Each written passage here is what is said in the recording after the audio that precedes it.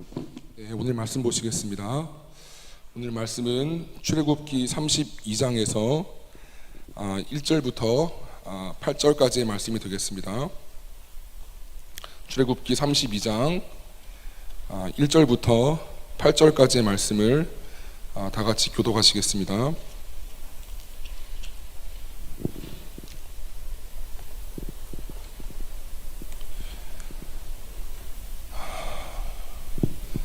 백성이 모세가 산에서 내려옴이 더딤을 보고 모여 백성이 아론에게 이르러 말하되 일어나라 우리를 위하여 인도할 신을 만들라. 이 모세 곧 우리를 애굽 땅으로 인도하여 낸 사람은 어찌 되었는지 알지 못함이니라. 아론이 그들에게 이르되 너희의 아내와 자녀의 귀에서 금고리를 빼어 내게로 가져오라.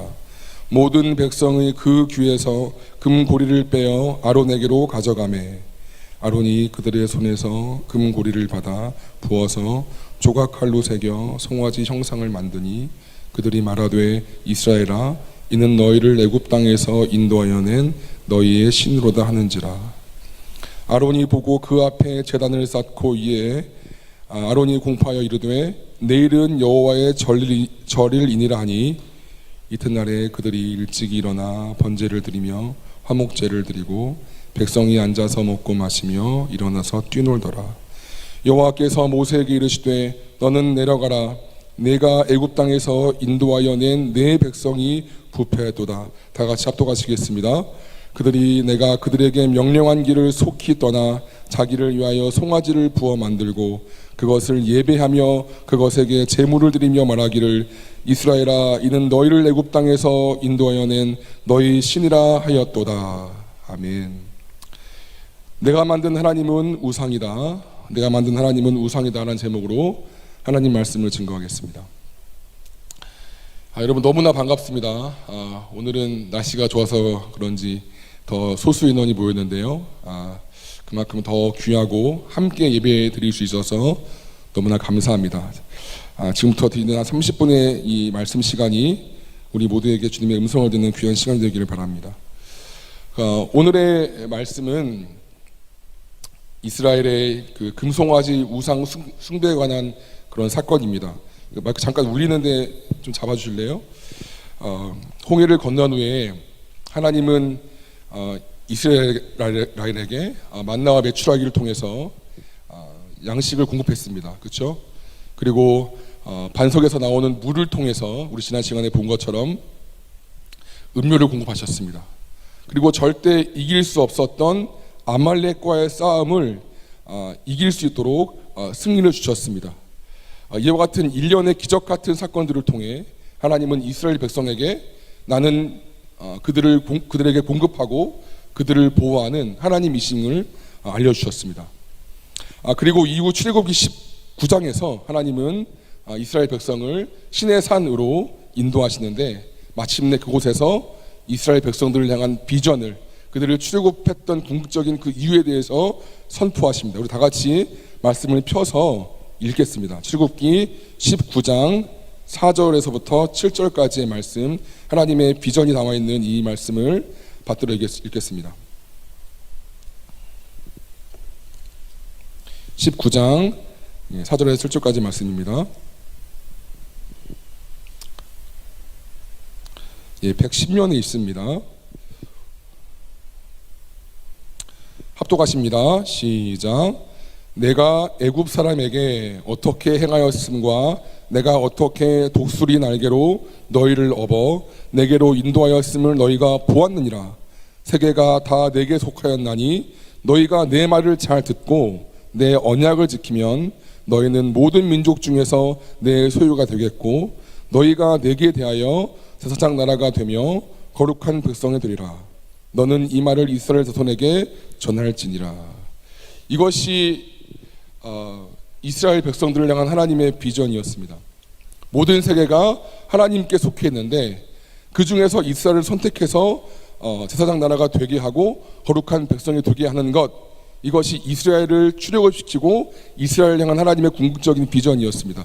다시 말해서 모든 세계가 하나님 것인데 그 중에 제일 먼저 하나님의 법이 실현되고 하나님의 나라가 임하여지는 그 모델 같은 나라로서 이스라엘을 세우겠다라고 지금 말씀하시는 거예요. 가장 먼저 전 세계 중에서 단 조건이 있죠. 하나님의 말씀에 순종하고 그 언약에 복종할 때. 이것은 영적 이스라엘인 우리에게도 해당되는 말씀인 줄로 믿습니다. 하나님은 우리를 택하셔서 하나님 나라는 이런 것이야, 하나님은 이런 분이야 라고 보여주시기를 원하십니다. 하나님은 이 비전을 위해서 하나의 기관을 세우시는데 그것이 바로 교회입니다. 그러므로 교회는 하나님께서 이 땅 가운데 하나님을 드러내는, 하나님 나라가 어떠한 것인지를 나타낼 수 있는 유일한 하나님이 직접 세우신 기관이라는 것입니다. 그리고 예수님을 영접해서 죄를 용서받고 그 성령이 지금 우리 심령 안에 내주하는 저와 여러분이 그 교회의 일부분이고 그 교회 그 자체입니다. 그러니 저와 여러분 한 명 한 명이 얼마나 중요한지 모르겠습니다. 여러분이 별로 이제 뭐 아무것도 아닌 것 같은 느낌이 들 때도 있죠. 아니요, 그렇지 않습니다. 하나님이 우리를 건지신 건, 구원하신 건 그냥 아무런 이유 없이 대충 뽑으시는 것이 아닙니다. 하나님이 우리를 부르실 때 이 세상에서 하나님을 알지 못하고 그 어둠 가운데 있는 세상에서 저를 뽑으시고 여러분들을 뽑으셔서 하나님은 이런 분이야, 하나님 나라는 이러한 나라야 라고 저희를 통해서, 여러분 통해서, 우리 교회를 통해서, 이 땅의 교회를 통해서 알리시기 위해서 우리가 뽑혀진 사람들이라는 것입니다. 단지 나 하나의 그런 안위와 또 평안, 이 땅에서 그냥 잘 먹고 잘 살기 위해서 교회 다니는 것은 하나님의 본질적인 우리를 부르시는 그 이유가 아니라는 것입니다. 얼마나 귀해요. 베드로전서 2장 9절은 이렇게 이야기합니다. 다 같이 읽겠습니다. 시작. 그러나 너희는 택하신 족속이요 왕같은 제사장들이요 거룩한 나라요 그의 소유가 된 백성이니 이는 너희를 어두운 데서 불러내어 그의 기이한 빛에 들어가게 하신 이의 아름다운 덕을 선포하게 하려 하심이라. 한 번 더 우리가 천천히 읽겠습니다. 그러나 너희는, 여러분은 택하신 족속이요 왕같은 제사장들이요 거룩한 나라요 그의 소유가 된 백성이니 이는 너희를 어두운 데서 불러내어서 그의 기이한 빛에 들어가게 하신 이의 아름다운 덕을 선포하게 하려 하심이라. 아멘. 이것이 신자의 정체성이고요 교회의 정체성입니다. 우리가 하나님 말씀대로 잘 살기 때문에 또는 윤리 도덕적으로 쫀하기 때문에 이런 걸 얻는 것이 아닙니다. 우리가 하나님의 은혜로 구원을 받고 영적 신분이 바뀌어졌기 때문에 이런 정체성이 부어지는 것입니다. 지금 우리가 어떤 사람들은 어떤 분들은 잘 살 수도 있고 하나님 보실 때 잘 못 살 수도 있어요. 그러나 이 정체성이 흔들리진 않습니다. 나의 어떠함에 이 근거가 없기 때문입니다. 하나님 때문에 이 근거가 우리한테 이 신분이 주어진 거지, 우리가 하나님 말씀을 잘 듣고 내가 좀 신앙이 좋은 것 같고 그러면 이것이 우리한테 해당이 되고 이런 것이 아닌 거란 겁니다. 하나님께 우리의 정체성의 근거가 있다는 것입니다. 오늘 본문의 이스라엘은 이 비전의 최초 실현자로서 하나님의 택하심과 부르심을 받은 것입니다. 그리고 24장에서 하나님과 이스라엘은 마침내 피의 언약식을 맺습니다. 우리 다 같이 말씀 찾겠습니다. 이렇게 24장 3절과 7, 8절입니다. 하나님과 마침내 결혼식을 하는 그런 장면이 되겠습니다. 우리 3절을 다 같이 먼저 읽겠습니다.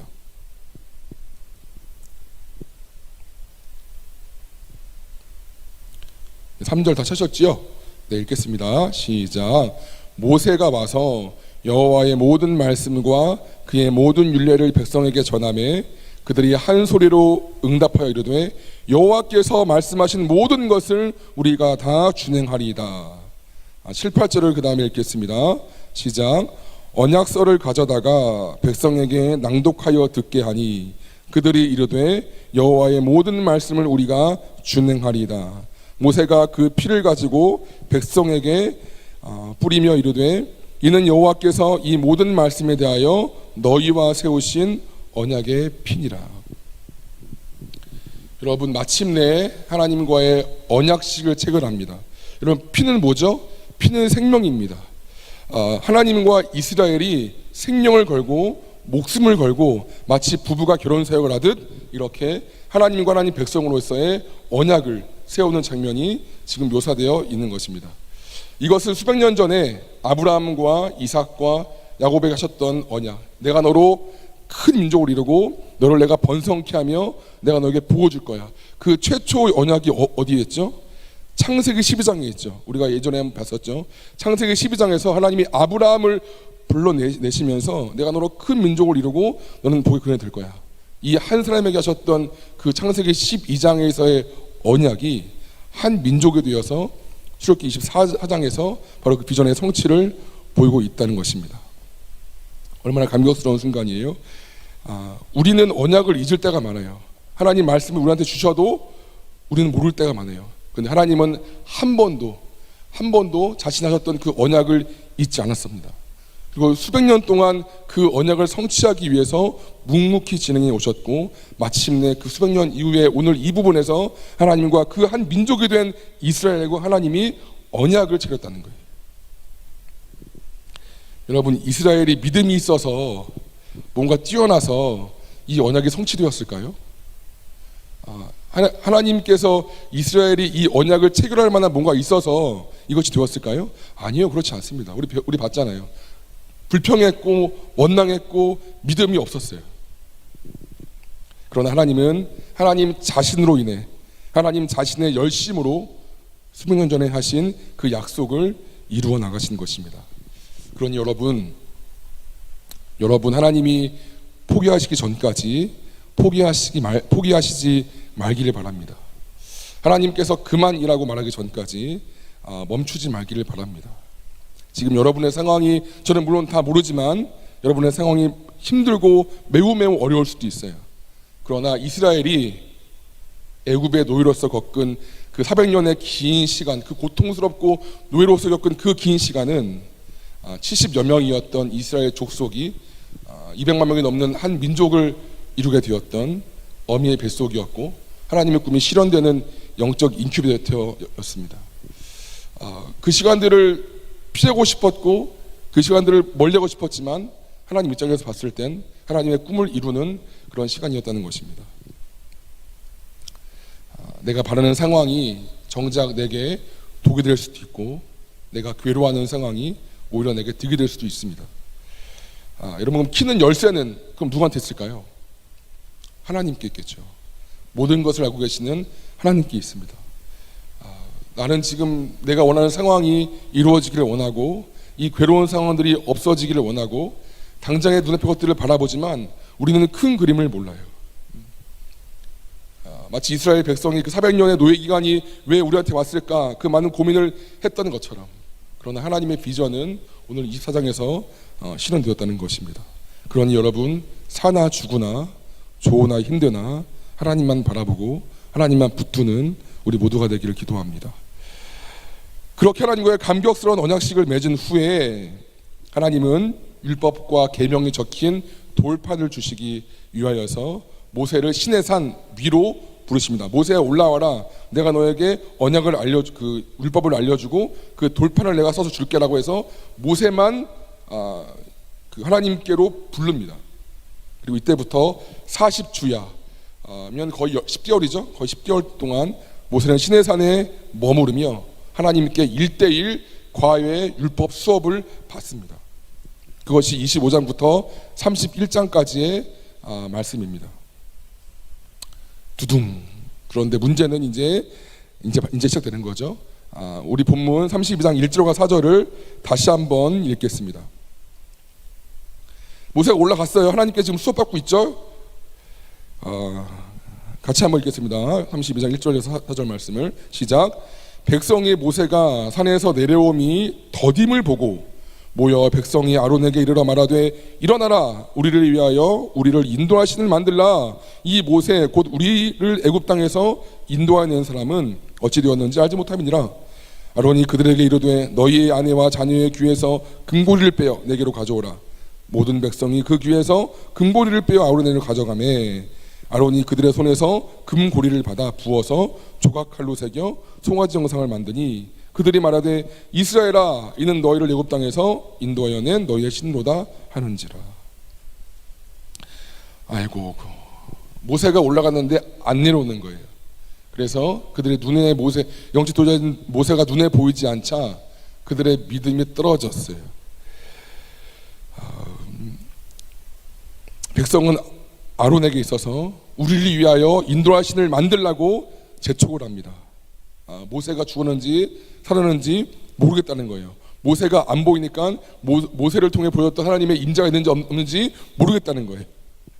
이런 어처구니 없는 백성의 말에 오히려 백성들을 다스려야 했던 아론마저도 그들의 금 귀고리를 다 모아서 그걸 녹여 부어서 한 그 송아지를 만들어 놓고 이것이 우리를 애굽으로 인도할 신이다 라고 이렇게 아주 어처구니 없고 극악무도한 지금 이 죄가 벌어지는 거예요. 여러분, 얼마 전에 하나님과 결혼했어요. 얼마 전에 하나님과 언약식을 피로 맺었어요. 나는 하나님 섬길 거고 하나님 백성 될 거라고 했는데 40주가 채 못 돼서 지금 이 꼴이 난 겁니다. 이 짓을 하는 거예요. 이스라엘 최초의 우상 숭배가 지금 사건이 나왔다는 것입니다. 여러분, 더욱 놀라운 것은요, 24장에서 그러니까 하나님과 결혼 언약식 피언약식 맺을 때처럼 똑같이 제단을 쌓고 번제와 화목제로 예배했다는 것입니다. 똑같아요. 그때 하나님께 제단을 쌓아서 번제 화목제의 형식을 통해서 예배했다는 것처럼 똑같이 금송아지를 두고 이 자리에 예를 들어서 똑같이 이렇게 예배했다는 거예요. 그리고 5절 보세요. 5절 아론이 보고 그 앞에 제단을 쌓고, 그죠? 이에 아론이 공포하여 이르되 내일은 여호와의 전릴, 주일인가 보죠? 예를 들어서 이니라 하니. 여러분, 지금 이들이 말할 때 송아지의 전릴이라고 말하지 않고 있습니다. 분명히 여호와의 전릴이라고 말하고 있습니다. 저들은 단순히 송아지를 만드는 것이 아니라 자기를 위한 하나님, 자기 생각에 맞는 하나님, 자기 만족을 위한 맞춤 하나님을 만든 것입니다. 다시요, 똑같이 예배 드렸어요. 똑같이 하나님이라고 불렀어요. 근데 단순히 송아지가 아니라 나를 위한, 내 생각에 맞춘, 내 욕구를 이룰 수 있기 위한 지금 하나님을 만들었다는 것입니다. 그렇다면 왜 아론은 하필 금송아지를 만들었을까요? 여기 사진을 이제 나올 텐데요. 이게 당시 고대 이집트에서 특정한 외모의 소를 아피스라는 신으로 불렀어요. 소가 신인 거예요. 이 아피스라는 이 송아지 형상의 신은 태양신의 현현이라고 해서 굉장히 높게 추앙받았습니다. 그리고 이스라엘 백성들은 400년 동안 이 아피스 우상들을 봤겠죠. 그래서 그렇게 낯설지 않은 형상이었을 것입니다. 그래서 아론은 이 형상을 떠올리면서 이런 아피스 형상의 똑같은 금송아지를 하나님이라고 해서 지금 만든 것이지요. 이스라엘이 금송아지를 숭배할 때와 하나님께 예배를 드릴 때 모습이 똑같았습니다.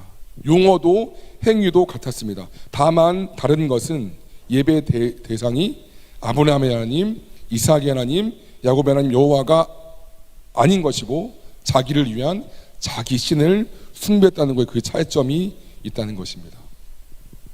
여러분, 우상이 뭐예요?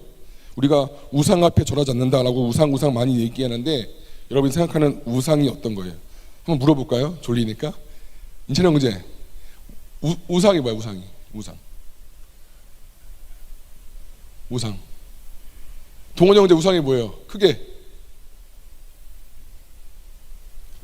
자연스럽게. 동호, 우상이 뭐야? 우상. 여러분 다 알 거라고 믿어요. 네.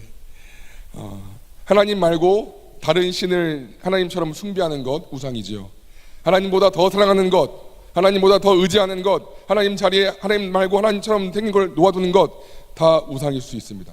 그리고 이것은 종교일 수도 있고요, 내 통장의 잔고가 될 수도 있고요, 권력이 될 수도 있고요, 내 행복과 쾌락이 될 수도 있습니다. 다 우상 맞아요. 그런데 여러분, 이것은 근본적인 우상의 뿌리가 아닙니다.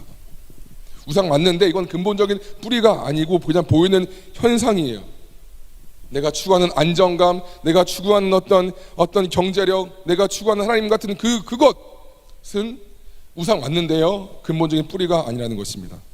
우상의 핵심은 하나님과 같아지려는 것입니다. 다시요, 우상의 핵심은 하나님과 같아지려는 것입니다.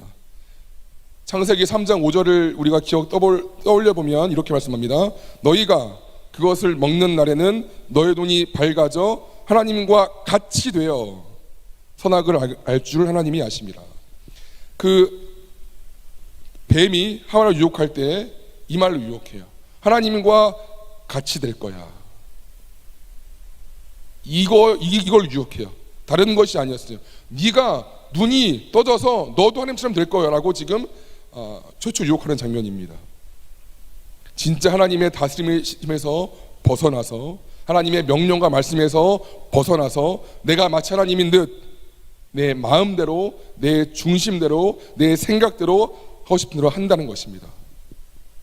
그리고 여러분, 이렇게 하나님처럼 되고 싶은 인간의 근본적인 죄성이 나타나는 그거는 자기 중심성으로 표현됩니다. 다시요, 하나님처럼 내가 되고 싶은 마음이 있죠. 우린 누구나. 그래서 누구나 다 권력욕이 있는 거예요. 근데 이것이 나타나는 건 다 자기 중심성으로 표현됩니다.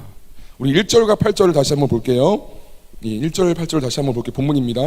1절 볼게요.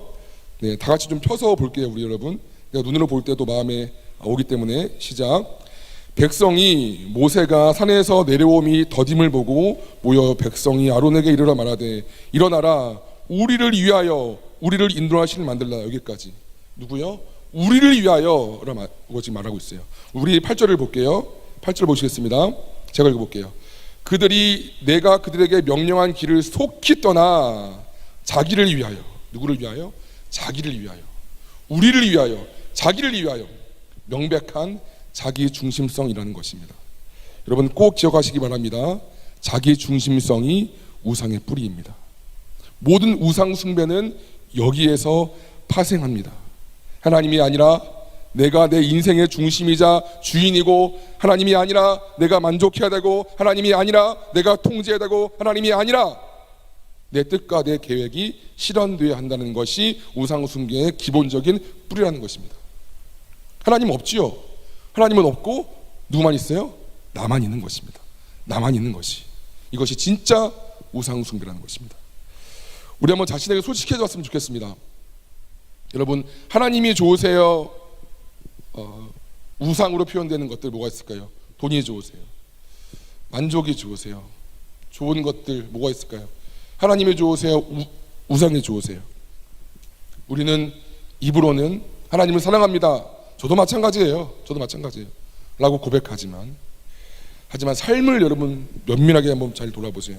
나를 한번 돌아보세요. 삶을 면밀하게 돌아보면 하나님보다 우리는 우상을 더 사랑한다는 것입니다.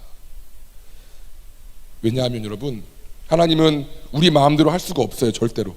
근데 우상은 내 정욕대로, 내 마음대로 조종하고 이용할 수 있기 때문입니다. 하나님보다 나를 더 사랑하기 때문에 내가 하나님보다 더 우상에게 끌리는 거예요.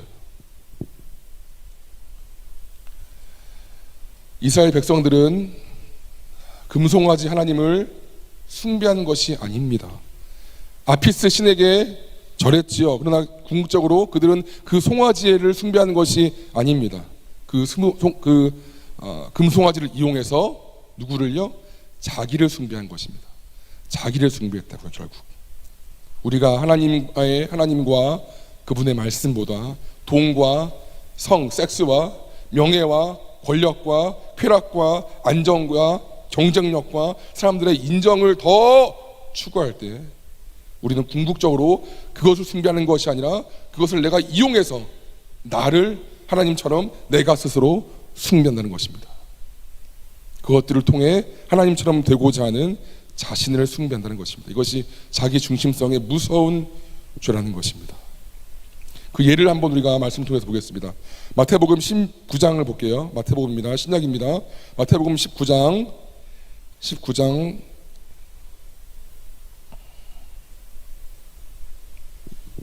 16절에서 21절의 말씀을 다 같이 한번 좀 길지만요, 한번 우리가 좀 읽어보겠습니다. 여러분 19장 16절에서 21절의 말씀을 우리가 한번 교독해 볼게요. 제 걸로는 32면에 있습니다. 신약 32면에 있습니다. 읽겠습니다. 어떤 사람이 주께 와서 이르되 선생님이여 내가 무슨 선한 일을 하여야 영생을 얻으리이까. 여러분, 예수께서 이르시되 어찌하여 선한 일을 내게 묻느냐. 이는 오직 한 분이시니라. 내가 생명에 들어가려면 계명들을 지키라. 이르되 어느 계명이오니까. 예수께서 이르시되 살인하지 말라, 간음하지 말라, 도둑질하지 말라, 거짓 증언하지 말라. 내 부모를 공경하라, 내 이웃을 내 자신과 같이 사랑하라 하신 것이니라. 그 청년이 이르되 이 모든 것을 내가 지켜 싸운데 아직도 부족한 것이 아직도 무엇이 부족하니까. 다 같이요. 예수께서 이르시되 네가 온전하고자 할진대 가서 네 소유를 팔아 가난한 자들에게 주라. 그리하면 하늘에서 보화가 내게 있으리라.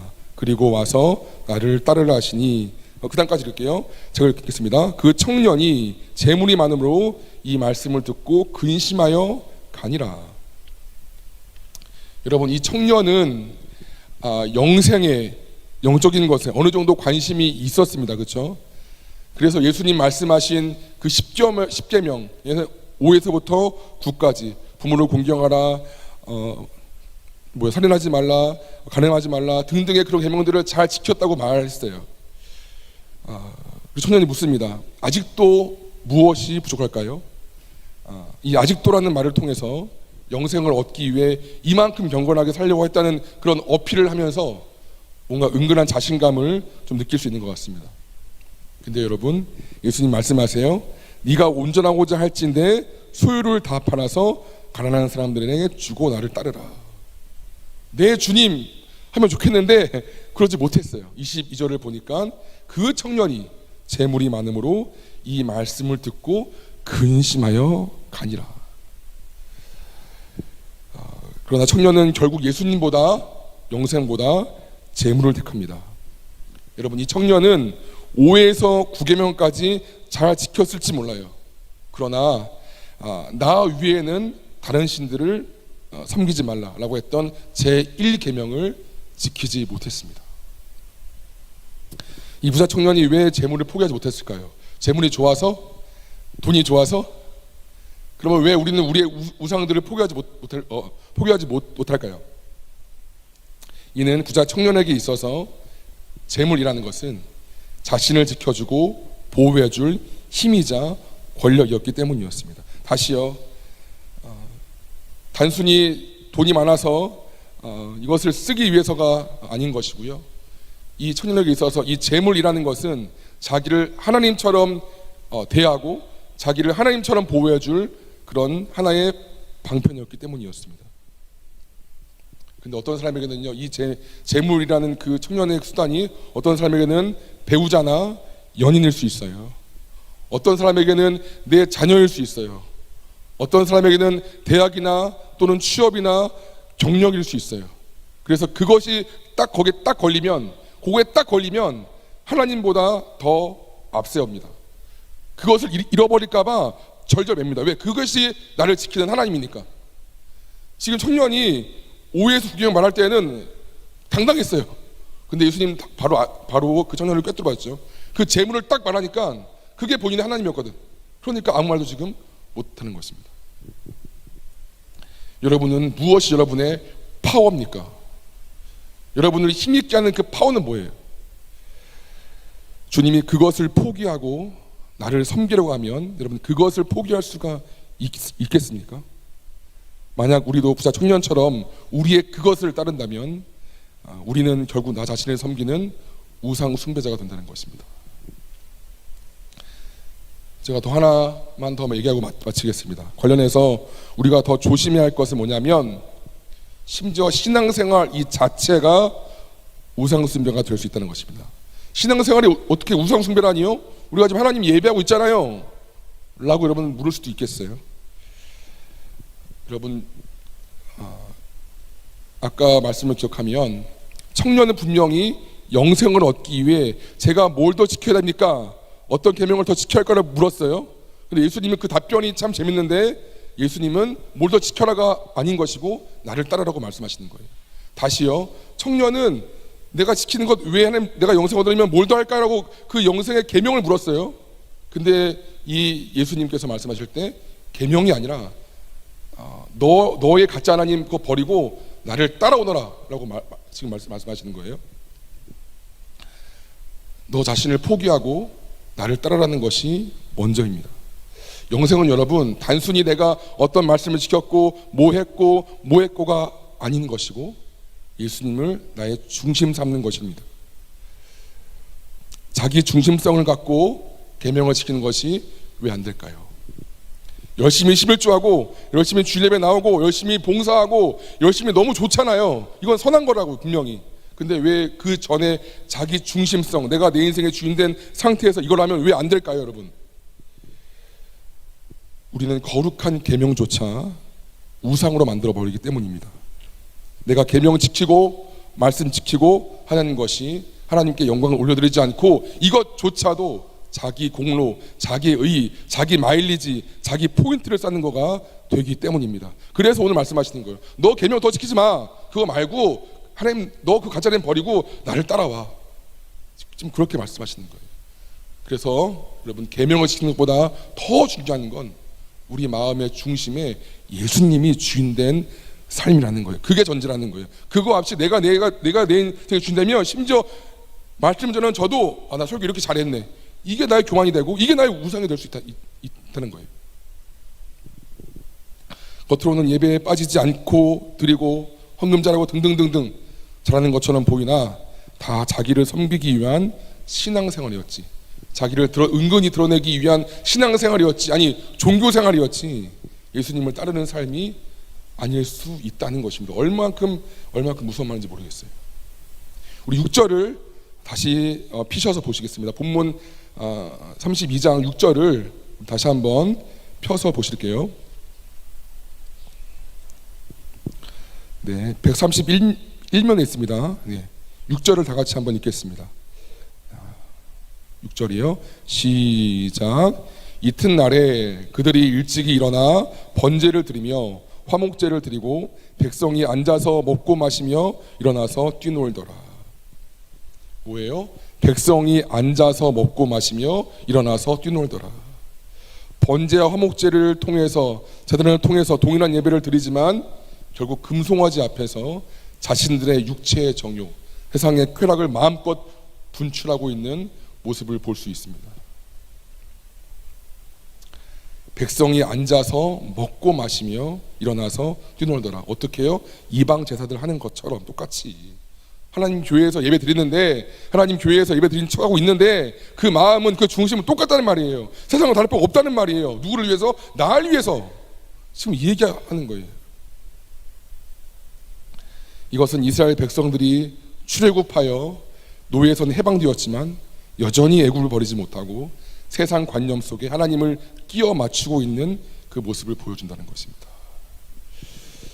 만약 우리의 신앙생활이 여러분 하나님이 그 자체가 목적이 되지 못하시고 다른 이유라고 한다면, 예를 들어서요, 뭐 있을까요?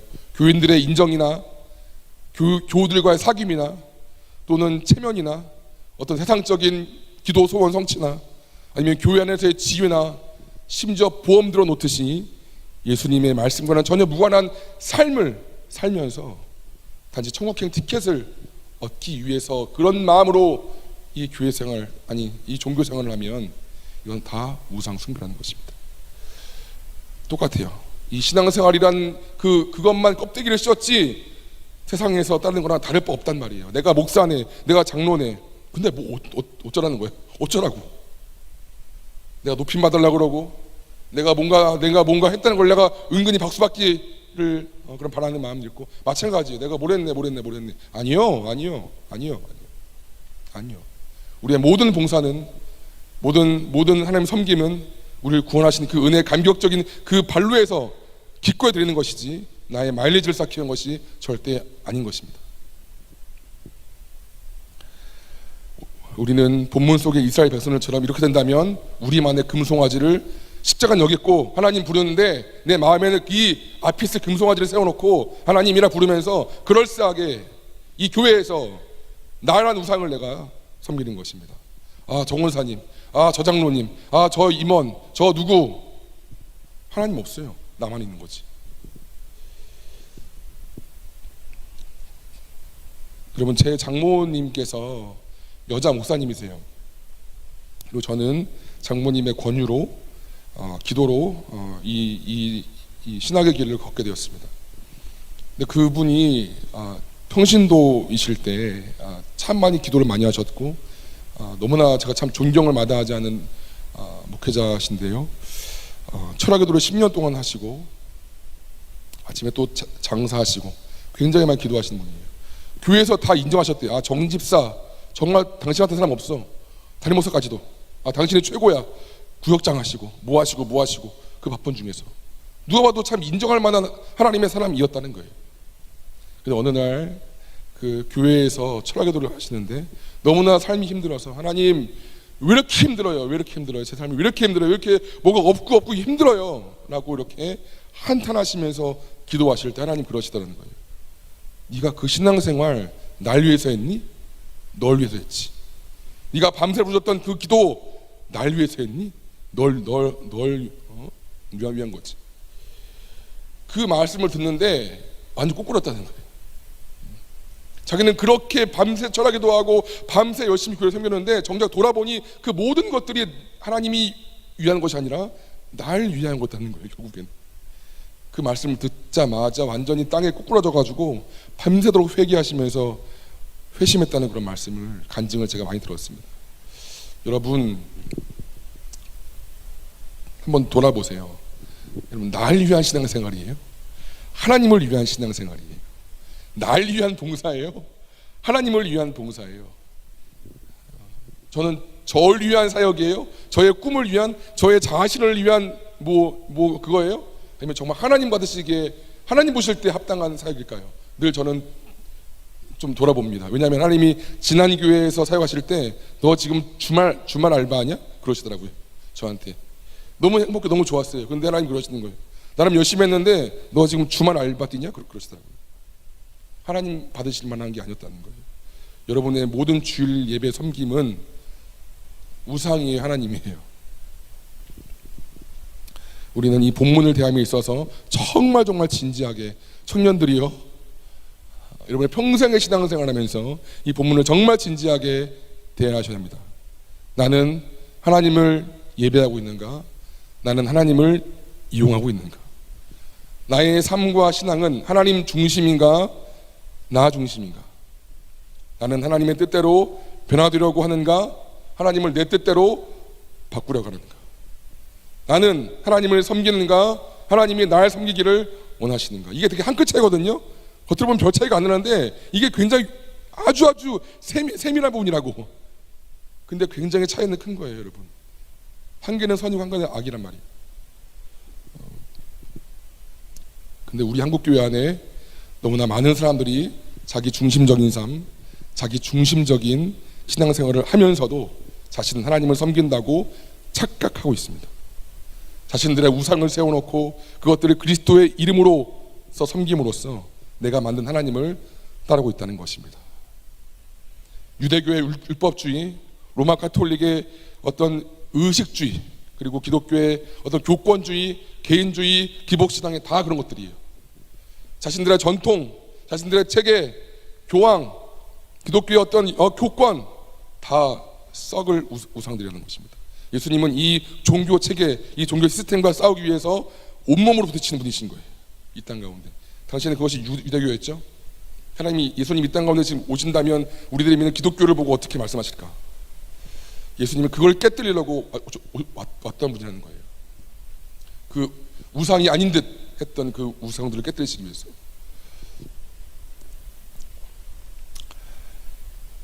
이런 자기만의 하나님을 따르면 어떻게 될까요, 여러분?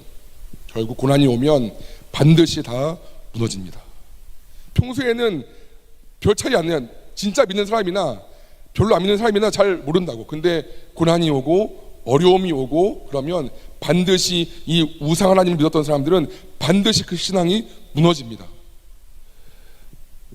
하나님은 나의 행복을 위해서, 나의 소원 성취를 위해서 존재해야 하는데, 내가 만들어 놓은 하나님과 다른 양상이 펼쳐지면 교회를 떠나거나 신앙을 버린다는 것입니다. 우리는 종종 교회에서 뭐 상처받았다고 이런 얘기를 해요. 지체들이나 교인들한테, 그리고 목회자들한테, 심지어 하나님에게까지 상처받았다고 말하는 사람 제가 들은 적이 있어요. 근데 여러분, 이것을 바꿔 말하면 여전히 내가 살아있다는 증거입니다.